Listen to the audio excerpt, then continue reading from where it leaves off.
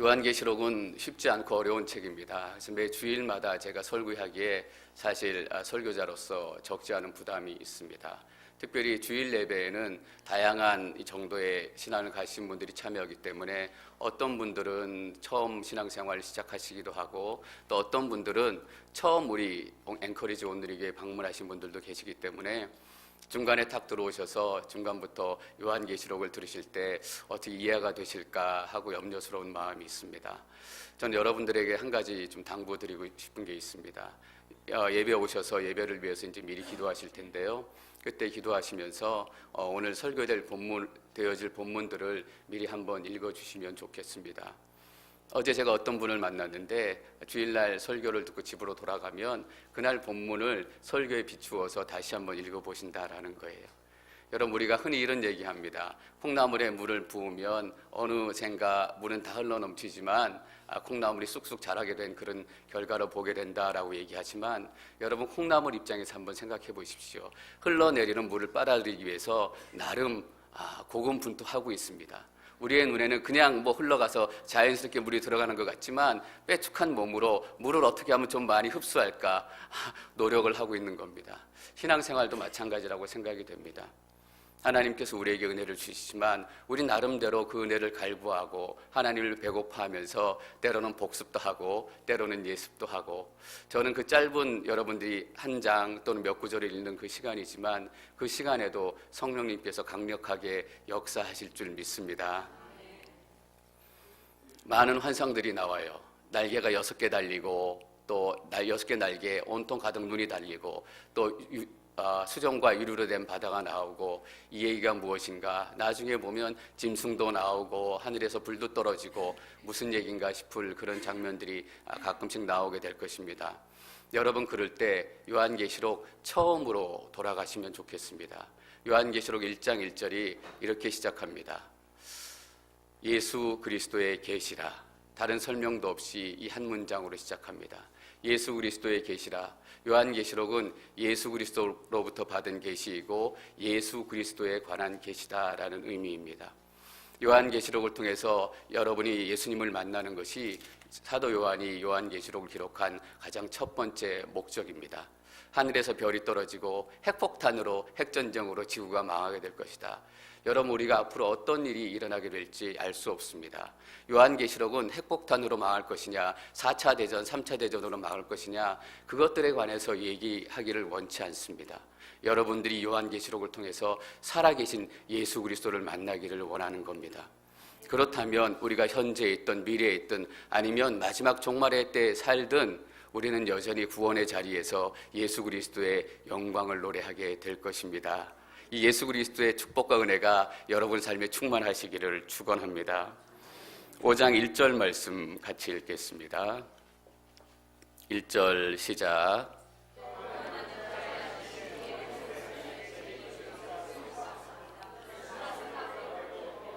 일곱인으로 봉한 것이었습니다. 요한이 성령에 사로잡혀서 하늘로 들려 올라갔습니다. 들려 올라가 4장 시작할 때 이런 음성을 듣습니다. 이리로 올라오너라. 그러면 내가 이후에 마땅히 될 일들을 내게 보여주겠다. 여러분, 사실 지금 요한의 마음은 굉장히 바쁩니다. 내 사랑하는 교회, 내 사랑하는 믿음의 성도들이 로마 군인들에 의해서 죽임을 당하고 사람들에 의해서 때로는 재산을 몰수당하기도 하고 당장 하루하루가 급해서 도대체 하나님께서 우리 이 7교회 믿음의 성도들에게 어떤 계획을 가지고 계신지 또 어떤 일들을 행하실지 그 계획을 빨리 듣고 싶어 합니다. 마치 폭풍 앞에 서 있는 촛불처럼 불안하고 두려운 상황인데 하나님께서 그것들을 먼저 열어주시지 않고 첫 번째 4장에서 경험하게 하신 것은 하나님의 영광입니다. 하나님의 영광을 경험하고 그 영광을 예배하도록 하는 것입니다. 그래서 저희는 4장 말씀을 나누면서 폭풍 가운데 우리 인생이 접어들었을 때 가장 먼저 무엇을 준비해야 되는가? 하나님이 어떤 하나님인지를 우리가 경험하고 만나는 것입니다.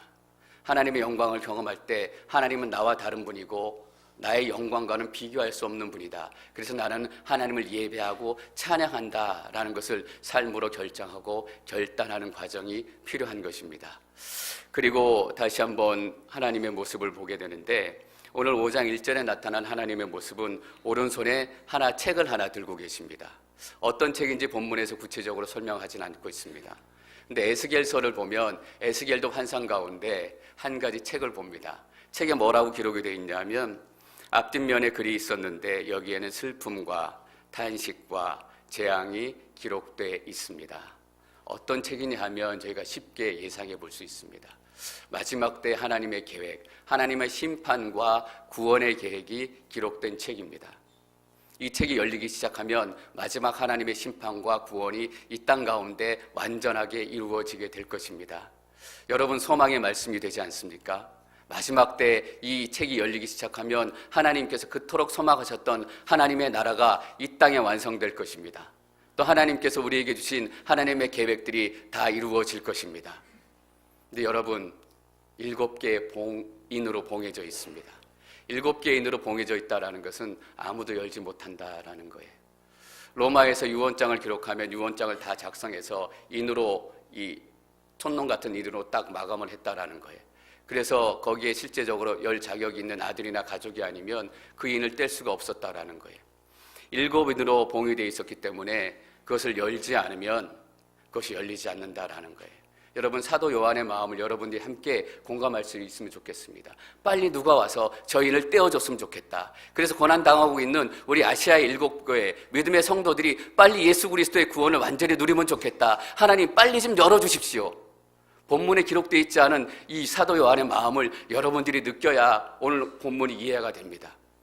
제가 사도 요한은 아니지만 목회자로 그렇게 기도할 때가 있습니다. 하나님, 저 성도님이 정말 고통 가운데 있는데 빨리 저 고통이 끝나게 해주십시오. 어떻게 하면 저 고통이 끝날 수 있을까요? 때로는 내일이 아니지만 내일인 것처럼 목회자의 안타까운 마음으로 눈물 흘리며 기도할 때가 있어요. 새벽 예배에서 나와서 기도해보면 어떤 분도 눈물로 흘리며 기도해요. 근데 본인의 기도 제목이 아니라 다른 사람들의 기도 제목이에요. 내일은 아니지만 하나님 빨리 인이 열어서 하나님의 구원의 계획이 저 삶 가운데 이루어지기를 원해요. 빨리 떼어주세요. 근데 사도 요한에게 청천벽력과 같은 음성이 들리기 시작하는 거예요. 2절과 3절 말씀 읽습니다. 2절 시작.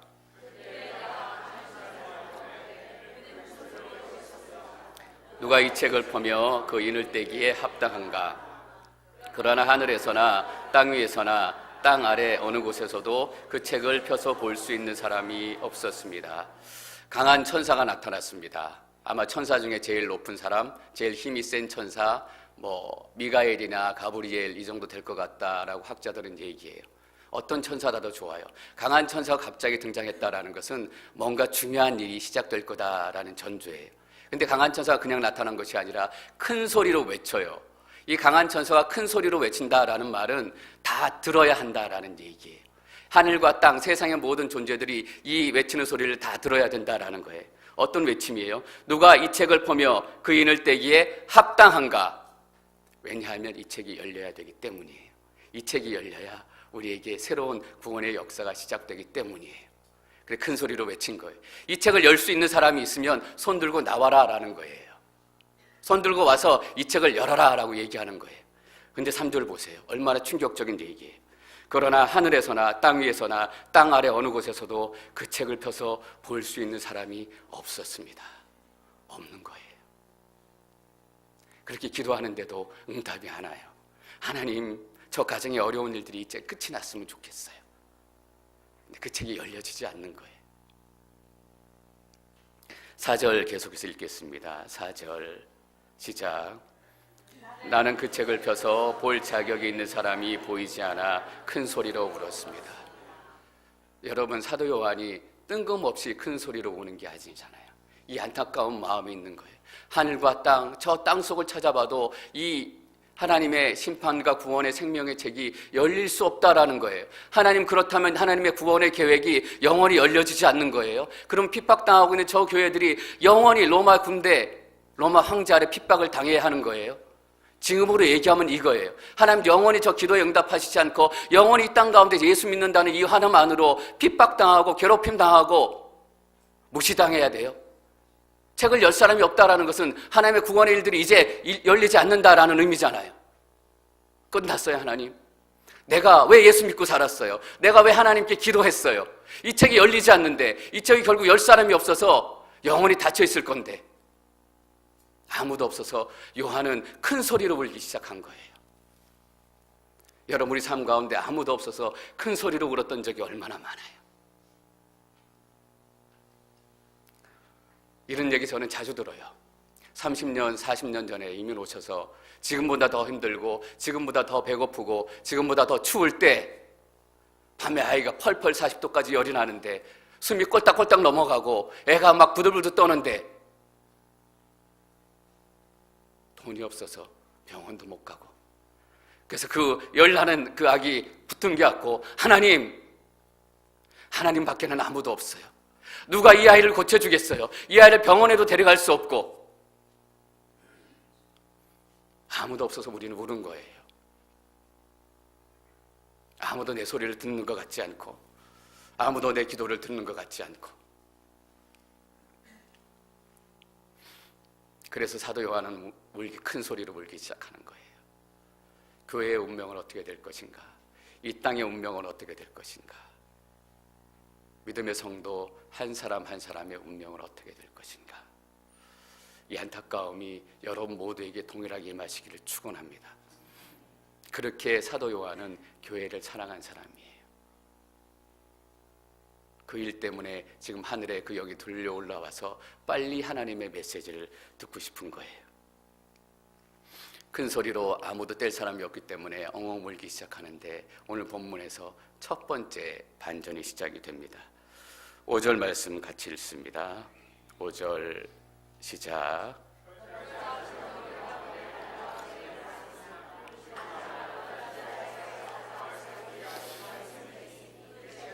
그 일곱인을 열 것이다. 놀라운 반전이잖아요. 울지 마라. 여러분, 울지 않으시기를 축원합니다. 혼자가 아니었던 거예요. 장로들을 통해서, 한 사람을 통해서 하나님의 메시지가 들려져요. 울지 마라. 아직 끝나지 않았다. 여러분, 우리는 끝난 것 같지만 아직 끝나지 않았어요. 하나님께서는 여러분들에게 울지 말라고 얘기하세요. 저는 여기 계신 분들 중에서 사도 요한처럼 큰 소리로 울지 못하는 분들도 계시다라는 게 알아요. 너무나 고통스럽기 때문에, 이 고통이 때론 너무나 수치스럽기 때문에 남들이 들을까 봐 큰 소리로 울지도 못하고 마음으로 숨어서 울어야 되는 분들도 계세요. 저는 여러분들에게 이 하나님의 위로의 말씀이 생생하게 들려지기를 축원합니다. 울지 마십시오.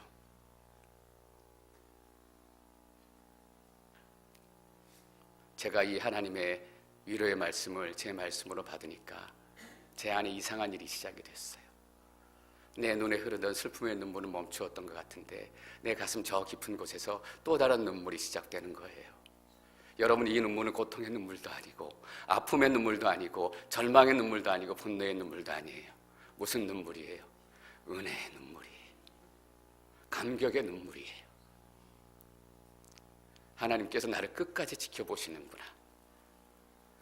저는 여러분들이 슬픔 때문에 울지 않기를 바라고 분노 때문에 울지 않기를 바랍니다. 여러분, 저 깊은 곳에서 은혜의 눈물이 시작되기를 원합니다. 2000년 전에 하나님께서 사도 요한에게 주셨던 생명의 말씀은 지금 이 시간에도 우리에게 동일한 능력으로 선포되어지는 하나님의 말씀인 줄 믿습니다. 왜냐하면 그 하나님께서 지금도 살아계신 하나님이시기 때문입니다. 여러분, 우리 예배 끝나면 살아계신 하나님 찬양해요. 그 말이 얼마나 위로가 되고 얼마나 능력이 되는지 모르겠어요. 여러분, 우리는 죽은 나무 우상을 예배하는 게 아니잖아요. 나무 우상을 만나는 게 아니라 지금도 살아계신 사도 요한의 환상을 통해서 사도 요한을 위로하셨던 그 하나님을 동일하게 만나는 거예요.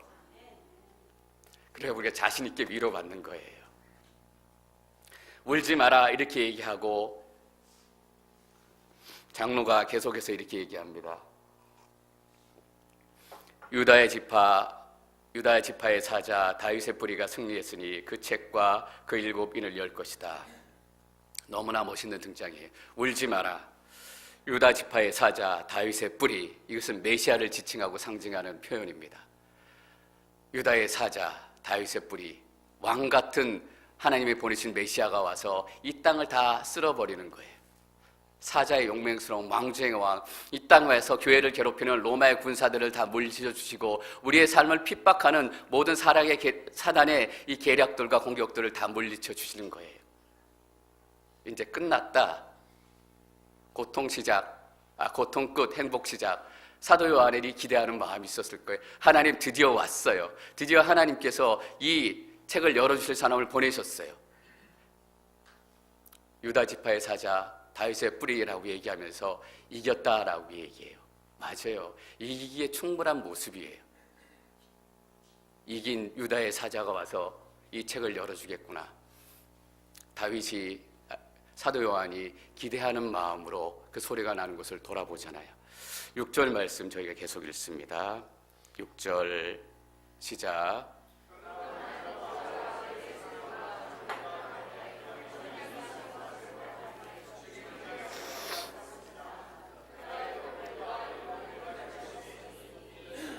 온 땅에 보냄을 받은 하나님의 일곱 영입니다.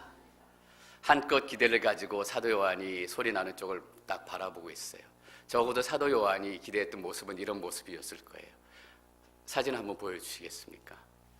이 정도의 모습이었을 거 아니에요. 유다 지파의 사자, 딱 폼을 잡고 나타나서 으르렁 한번 포효할 때 이 사장이 떨고 저 사자의 포효 소리에 로마 황제도 벌벌 떠는 그런 모습을 기대했을 거 아니에요. 근데 사도 요한이 실제로 본 모습은 어떤 모습이에요? 다음 사진 한번 보여주시겠어요? 이거예요. 나는 보좌와 내 생물들과 장로들 가운데 어린 양이 서 있는 걸 보았는데 유다 지파의 사자가 인을 뗄 것이다. 용맹스러운 사자를 기대하고 눈을 돌렸는데 사도 요한이 실제로 본 건 어린 양 사진 한번 다시 보여주세요. 이거예요. 이 사진은 귀엽기는 한 사진이에요, 여러분. 사도 요한이 본 어린 양의 그림은 어떤 어린 양이냐 하면 죽임을 당한 것 같은 어린 양이에요. 볼품없고 능력 없고 무기력하고 인을 떼기는커녕 자기 힘으로 서 있기조차 어려워 보이는 중임 당한 것 같은 어린 양이 목에는 칼자국이 있고 온몸에 피가 흥건하고 그렇게 보기 싫고 흉측하고 우리의 마음을 불편하게 하는 모습이 어디 있어요? 여러분 기대나 하게 하지 말지. 사자를 보여주신다며요. 놀라운 다윗의 왕을 보여주신다며요. 하나님께서 보여주신 모습은 왕도 사자도 죽임을 당한 어린 양이에요. 여러분 이런 거 잘 아시죠? 기대나 안 했으면 덜 화가 나요. 공부나 열심히 하겠다고 미리 얘기는 안 했으면 공부 못해도 그냥 좀 화나고 말아요. 열심히 한번 공부해볼게 큰 소리 떵떵 치고 보니까 다 F예요. 기도나 하라고 하지 말지. 하나님께 구하라고나 하지 말지. 내 이름으로 구하면 무엇이든지 들은 줄로 믿으라 라고 말씀하셔놓고 제가 이 얘기 드리면 제 아내 지금도 아프냐고 물어보시는 분들 많아요. 지금은 제 아내 건강해요. 저보다 밥도 더 많이 먹고. 근데 정말 아플 때가 한 5년 있었어요. 기도하잖아요. 기도하면 하나님께서 고쳐주실 것이다. 고쳐주실 것이다. 기도하면 낫는 것 같아요. 조금 괜찮아지는 것 같아요. 근데 다시 아파서 응급실에 가요. 야, 기도가 부족한가 보다. 다시 또 기도해요.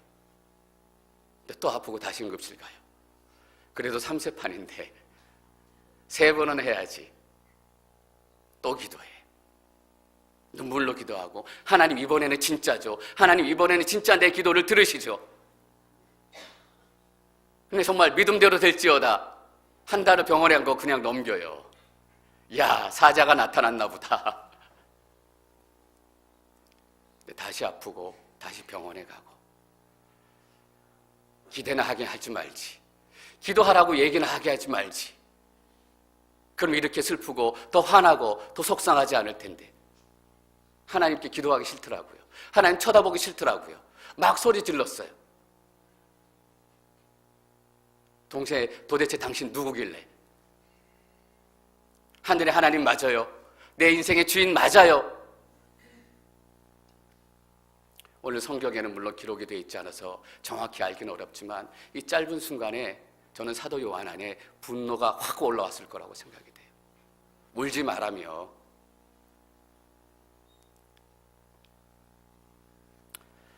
그런데 여기서 또 놀라운 대반전이 시작이 됩니다. 6절 말씀 저희가 다시 한번 더 읽을까요? 6절 시작. 어린 양이 서 있는 것을 보았는데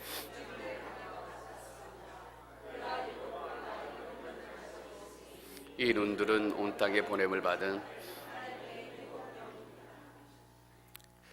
일곱 뿔은 성경에서 권능과 권세와 능력의 상징입니다. 어린 양에게 일곱 뿔이 있다라는 것은 하나님께서 어린 양에게 이 땅을 통치할 수 있는 권능과 권세와 능력을 주셨다라는 얘기입니다. 일곱 개 뿔이 있다. 일곱 개는 완전한 수예요. 완전한 능력, 완전한 파워, 이 땅을 완전히 다스릴 수 있는 완전한 권세를 주셨다라는 거예요. 사단이 이게 너무너무 부러우니까 13장에 보면 바다에서 사단의 하수인 짐승이 올라와요. 짐승이 올라오는데 어떻게 올라오냐 하면 뿔이 10개나 있어요. 너 뿔 7개냐? 나는 10개다. 예수님 흉내내는 거예요. 나도 세상을 다스릴 권세가 있다. 세상을 통치할 힘이 있다. 여러분, 힘이 있는 게 중요한 것이 아니라 그 힘이 누구로부터 왔느냐가 중요해요. 어린 양의 권세와 능력을 주시는 분은 누구세요? 하나님이세요. 그 짐승에게 10개의 뿔을 준 사람, 권세를 준 사람은 누구냐 하면 사단이에요. 이 세상에 힘 있는 사람들 참 많아요. 근데 여러분, 그 힘이 어디서부터 왔는지, 어떻게 그 힘을 사용하는지 우리가 잘 분별해야 돼요. 우리는 힘을 하나님께 구하는 것이 아니라 하나님 그 자체를 먼저 구해야 된다라는 이유가 바로 여기 있어요. 그리고 또 있는데 일곱 눈을 가지고 있대요. 성경에서 바로 설명하고 있습니다. 이 눈들은 온 땅에 보냄을 받은 하나님의 일곱 영입니다. 성령이에요. 일곱 영이라고 표현한 이유는 완벽한 영이기 때문이에요. 감찰하시는 하나님, 이 땅을 보시는 하나님, 일곱 눈을 가진 이 일곱 영이 온 땅의 모든 것들을 다 본다라는 거예요. 왜 일곱 영을 이 온 땅에 보내셨을까? 로마 황제가 이 세상이 악한 사단의 세력들이 믿음의 사람들에게 어떻게 하고 있는지 다 안다라는 거예요. 너희가 어떤 고난을 당하고 있는지, 너희가 믿음 때문에 어떤 수치를 당하고 있는지 사람들에게 말할 수 없지. 너희 삶에 어떤 고난이 시작되어 있는지 다 아신다라는 얘기예요. 그런데 일곱 뿔과 일곱 눈이 어디에 있어요? 어린 양에게 있다라는 거예요. 여러분, 이게 하나님의 통치 방법이에요. 하나님께 세상을 이끌어 가시는 하나님의 역사의 방법이에요. 하나님 힘으로 세상을 통치하지 않으세요. 하나님은 어린 양의 죽음을 통해서 이 세상을 통치하시고 바꾸시기를 원하는 거예요. 왠지 아세요? 하나님 이 땅을 정복하는 게 목적이 아니라 이 땅을 구원하시는 게 하나님의 목적이었기 때문이에요. 이 땅을 정복하는 것이었으면 처음부터 강한 천사를 보냈을 거 아니에요. 힘으로 돼요? 그 구원이? 힘으로 뗄 수 있는 거라면 2절에 나온 강한 천사가 이 인을 다 열 수 있었을 거예요. 하늘에서 강하다면 얼마나 강하겠어요. 그 힘을 누가 비교할 수 있겠어요. 근데 강한 천사조차도 이 인을 떼기에 누가 합당한가 찾아요. 하나님의 마음, 하나님의 계획이 아니기 때문이에요. 여러분 잘 기억하셔야 돼요. 하나님 이 땅을 정복하기를 원치 않으세요. 이 땅을 구원하시기를 원하시는 거예요. 그래서 하나님께서는 십자가에 그 아들 예수 그리스도를 보내신 거예요. 사람들이 어린 양처럼, 죽임당한 어린 양처럼 처참하게 죽어가는 예수 그리스도의 나약한 모습을 보면서 침을 뱉으며 때로는 이렇게 고개를 절레절레 흔들었다고 성경에 기록해요. 고개를 절레절레 흔들었다는 얘기는 뭐예요? 한마디로 꼴값했다라는 얘기예요. 너나 구해보지. 그 말이 그 말이잖아요. 너나 구해보지. 괜히 꼴값해서 죽는구나.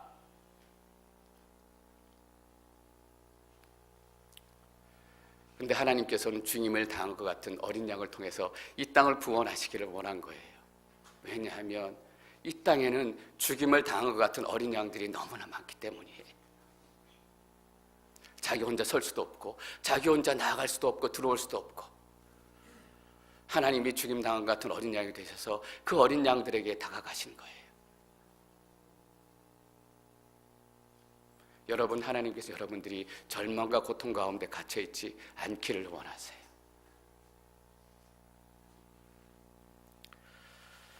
칠 절 말씀 계속 읽습니다. 7절 시작.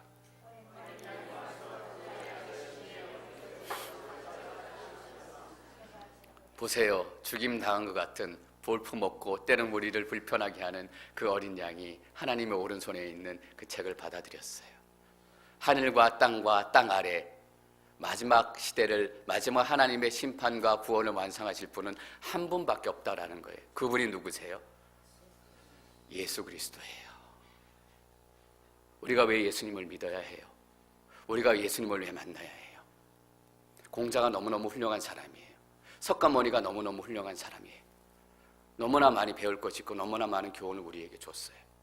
근데 중요한 게 뭐냐 하면 우리를 구원할 수는 없다라는 거예요. 그래서 우리가 예수 그리스도를 믿어야 하는 거예요.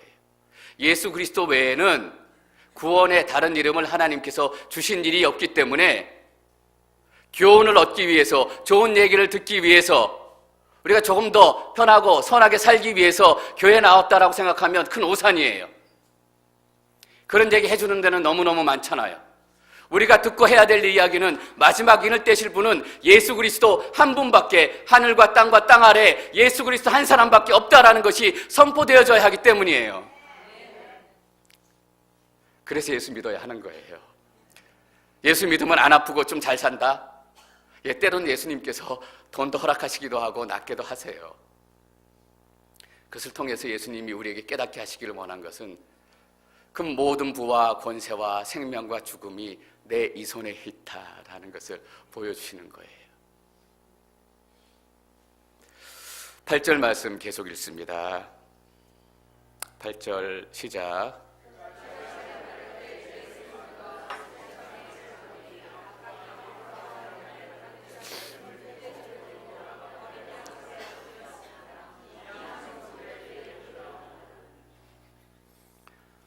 반전의 대반전이 일어나잖아요. 울지 마라. 유다 지파의 사자다. 큰 기대를 가지고 봤던 요한이 정말 분노하고 실망했을 때 하나님께서 어린 양을 통해서 이 세상을 다스리고 통치하시겠다라는 대반전의 메시지를 새롭게 주세요. 그래서 이제 막 어린 양이 책을 받아들고 떼려고 하는 순간이에요. 그가 책을 받을 때, 책을 받아서 떼려고 할 때 바로 떼어지는 것이 아니라 한 장면이 더 나와요. 저는 이 장면을 여러분들이 잊지 않기를 원해요.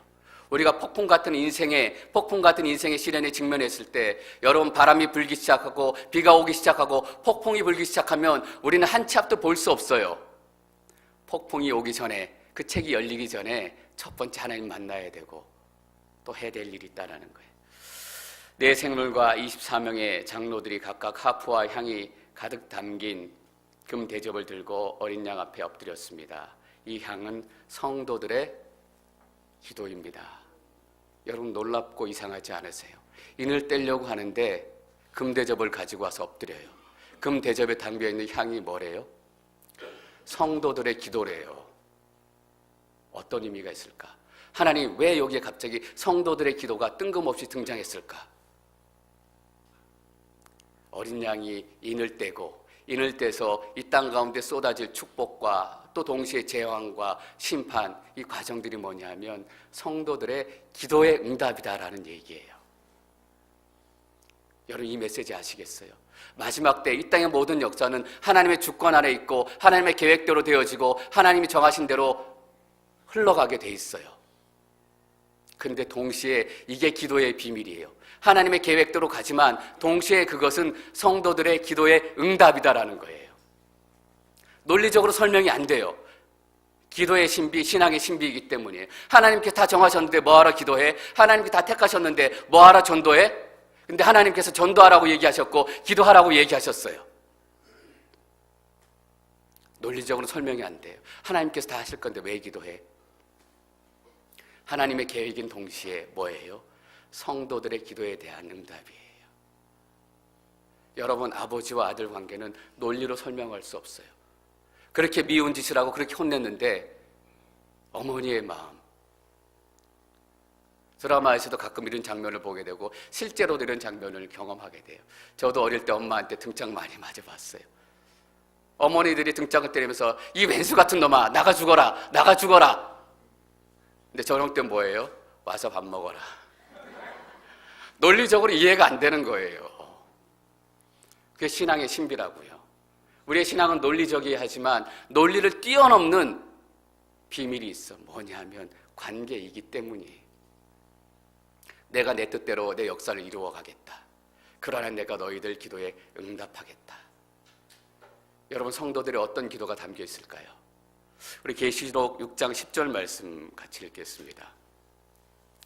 계시록 6장 10절 시작. 그들은 큰 소리로 외쳤습니다. 거룩하고 참되신 대주제여, 언제까지 땅 위에 사는 사람들을 심판하시고 우리의 핏값을 갚아주지 않으시려는 것입니까? 죽임당한 하나님의 백성이 하나님께 소리치는 거예요. 하나님, 도대체 언제 로마 군사들의 저 포악한 행동과 세상의 악랄한 행동들을 끊어주시겠습니까? 예수 믿으면 잘 산다면서요. 내가 왜 예수 믿는데도 이렇게 살아야 하고 이렇게 고통 가운데 있어요? 도대체 언제 이런 일이 끝이 날 수 있어요? 이게 그 성도들만의 외침이었고 기도였는가? 몇백 년 전에 시편 기자가 이렇게 얘기해요. 시편 94편 3절 말씀 읽겠습니다. 시편 94편 3절 시작. 여호와여, 악인들이 얼마나 더 환호하겠습니까?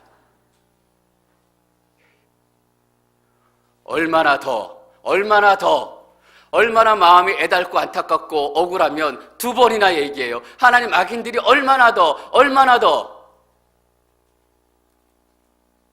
시편 13편에 또 이렇게 기록해요. 여호와여, 얼마나 더 나를 잊고 계시겠습니까? 영원히 그렇게 하시렵니까? 왜 영원히 그렇게 하시렵니까? 라고 얘기해요. 1년 된 얘기가 아니라 2년 된 얘기가 아니라 10년 된 얘기가 아니라 영원처럼 느껴지는 얘기다라는 거예요. 언제까지? 하나님, 이 땅에 도대체 언제 하나님의 공의와 하나님의 심판과 하나님의 구원이 완성되겠어요? 내 삶에 말도 안 되는 이 고통이 도대체 언제 끝나겠어요?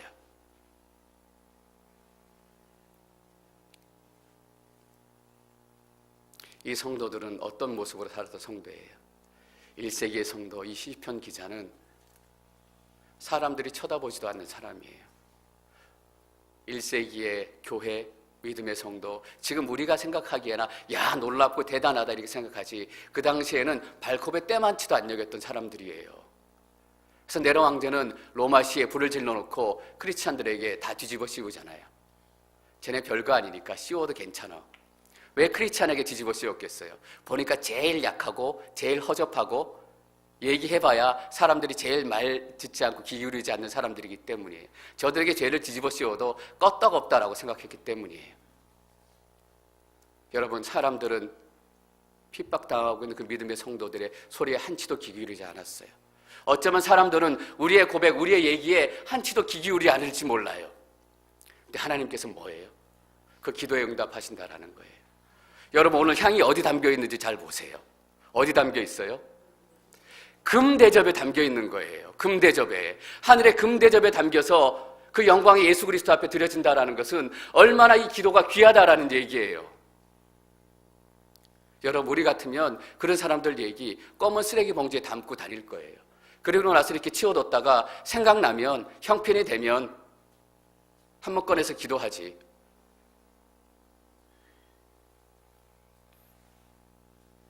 우리는 사람들을 만나면 위아래로 한번 쫙 스캔하잖아요. 물론 고개를 움직여 스캔하진 않지만 마음으로 쫙 스캔해요. 재산 얼마, 학벌 어디까지, 사는 곳 어디, 성격 어떻고, 딱 스캔하고 나서 결정해요. 아, 저 사람 얘기는 검은 쓰레기 봉지에 담고 다녀야 되겠다. 저 사람 얘기는 금대접에 담고 가야 되겠다. 여러분, 이 어린 양, 죽임당한 어린 양의 놀라운 비밀을 여러분들이 알기를 원해요. 사람들은 검은 쓰레기 봉지에 담고 다니는 그 절망의 목소리, 아무도 기울이지 않는 목소리를 하나님께서는 금대접에 담아서 그 기도에 응답하신다라는 거예요. 여러분, 울지 마십시오. 하나님은 이런 하나님이에요. 그렇게 교회는 시작을 했고, 그래서 교회가 죽지 않는 거예요. 얼반에 갔더니, 제가 여기 얼반에서 온 지 3년 됐잖아요. 어떤 분이 저를 위해서, 앵커리지 온누리 교회를 위해서 그렇게 기도하신다라는 거예요. 근데 본인이 그 얘기하는 게 아니라 그 본인 딸이 얼반 온누리교회 전도사님인데, 목사님, 우리 엄마가 목사님하고 앵커리지 온누리교회를 위해서 그렇게 기도하세요. 얼마나 도대체 기도하시길래 그렇게 기도하세요라고 어머니를 소개했을까?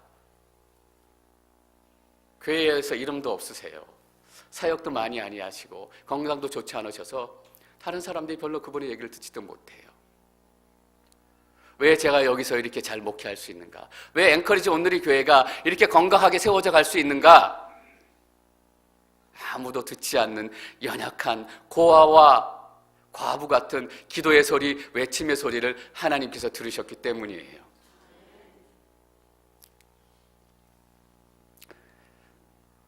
우리가 어린 양의 모습을 삶에서 어떻게 살아내야 될까? 포브스라는 세계적인 경제적인 잡지 여러분들 잘 아실 거예요. 31년 동안 매년 뭘 발표하냐 하면 세계 억만장자들의 리스트를 조사해서 발표해요. 매년 31년 동안 계속 발표해 왔는데 2017년에 세계에서 가장 부자가 이런 사람들이에요. 세계 부자 1위 빌 게이츠, 세계 부자 2위 워렌 버핏, 세계 부자 3위, 여자분들은 아실 거예요. 자라라고 하는 의류업체가 세계적인 그 의류업체 회장인 아만시오 오르테가예요. 근데 빌 게이츠는 4년 연속 세계 부자 1등이에요. 와, 빌 게이츠 재산이 얼마인 줄 아세요? 900억 불 정도 된대요.